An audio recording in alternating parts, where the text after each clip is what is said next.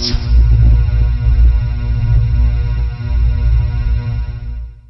being.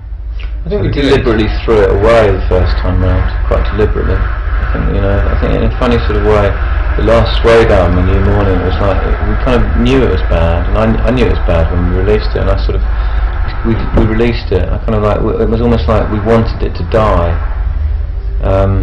It was sort of like, it's sort of, we were kind of bored of doing it the right way, and we thought we'd sort of like do it the wrong way, and that comes of sort of like, you know, the over familiarity with the whole process. I think kind of coming back after 10 years, you kind of like, you treat it with much more respect than you did the first time round. You know, we had a lot of success the first time round, and you kind of like, you kind of get bored with that in a funny sort of way. I did anyway. It's sort of like, it just sort of getting successful. It's like, oh come on, it's boring. I mean, let's do something else. Let's get unsuccessful. It's sort of a bit like that. It sounds a bit facetious, but I don't mean it like that. It's just like, you know, it was very consciously sort of like self-destructive. And I think you realise that sort of how precious it is, and how kind of like, you know,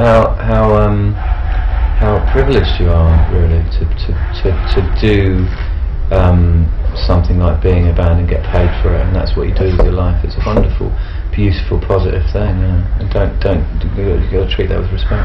The day we split up, I went for a drink with Al, who was playing keyboards with us at the time, who'd been in like hundreds of bands, you know, and we kind of, like, I was chatting away about it, and he was talking about other stuff, and he just said to me at some point, he said, you do realise it's not normal, you know, kind of what being in Suede is like. And I was like, what do you mean? He said, well, it's not like being a musician, you know what I mean? It's not normal to have that kind of thing at the beginning, and to, you know, the way that your life being a musician has been, it's not a normal thing, it's not what normally happens.